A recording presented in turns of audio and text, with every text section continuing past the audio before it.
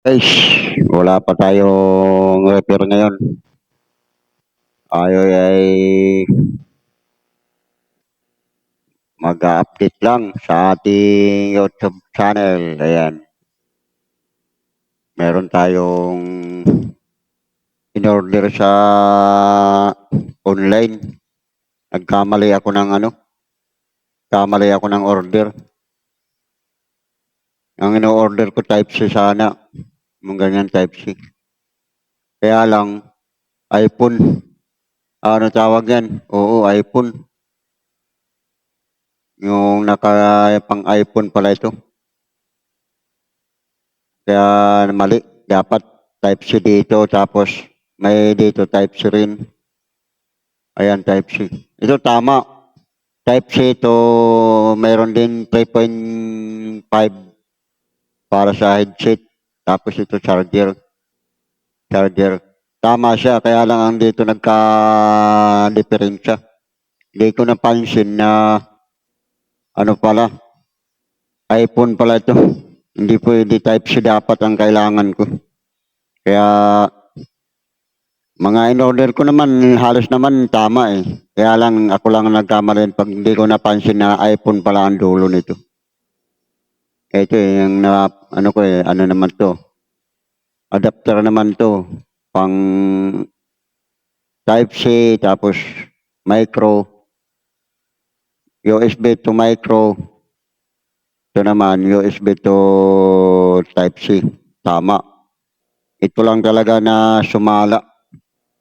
Hindi ko magagamit dahil Type C nga yung kailangan ko dito sa dulo.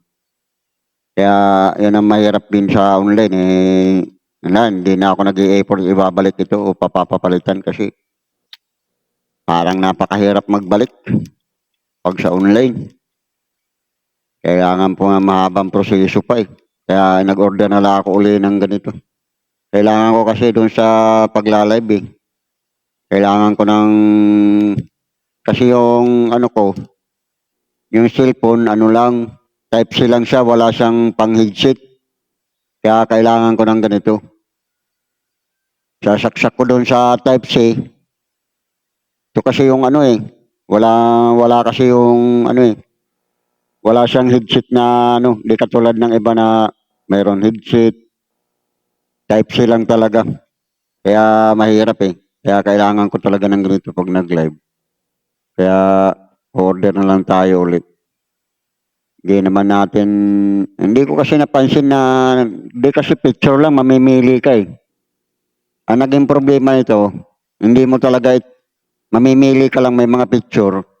Pipindot ka lang kung micro dito, o iPhone, o Type C.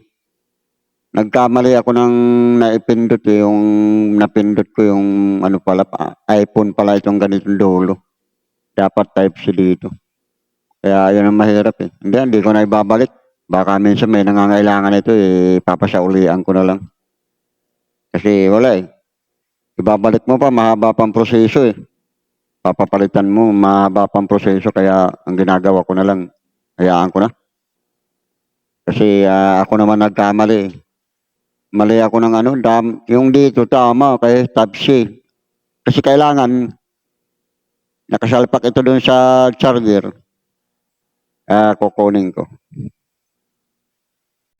Dito kasi yung ano, yung paggagamitan ko na cellphone. Type C lang siya.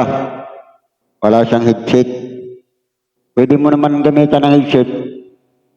Type C rin ang pinakasasalpak dito tapos headset. Kaya lang, ang problema, pag nalubat, habang ginagamit mo yung headset, di ka pwede mag-charge. Kaya, naisipan kong umorder ng ganito. Yung pwede siya pang headset, pwede pang charger, pwede mo mag-charge. Kasi pagka yung headset lang bibilin mo, hindi ka pwede mag-charge. Ito, pwede mo mag-charge. Ganito. Ayan, may type C siya na charger. Tapos may 3.5. Kaya ito ay naisip kong bilhin. Kaso, mali ako ng pindot kasi mayroon kang pagpipilian ng mga picture eh. Mayroong micro, tapos may type C, may iPhone. Kaya lang, ang napindot ko yung iPhone pala. Ang kaso, hindi ko na mapapalitan at saka mahaba kasi maraming hihingiin sila na proof na ito yung binili mo, in order mo. Eh kaso di ko na videohan. Kaya ayun, hindi na pwedeng maibalik. Ang mangyayari nito, order na lang ng iba, panibago, para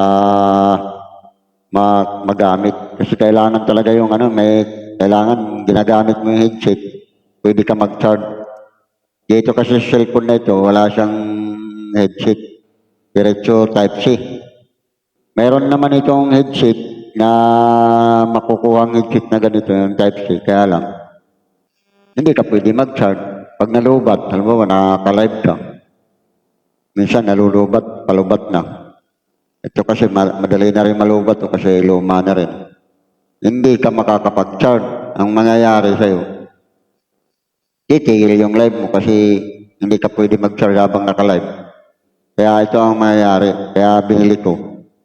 Nagkamali pa. Kala ko nga magagamit na. Eh, hayaan ko na lang. Kasi marami naman minsan kailangan din yan. Kaya mangyayari yan. Kung mayroong mga kailangan, papasaulian na lang natin. Kaya yun lang ang mangyayari dyan. Kaya yan. Yun lang ang aking share natin ngayon sa araw na ito na kailangan maingat ka sa pag-i-order. Yung talagang titingnan mo mabuti kung ano yung na-order mo kasi katulad yan. Akala ko Type-C. Yung pala, iPhone pala. Kaya ayun. Kasi ano yan, tatlong pagpipilian eh. May micro, may Type-C, may iPhone. Kaya ayong napindot ko yung iPhone. Kaya yun. Yun ang nangyari.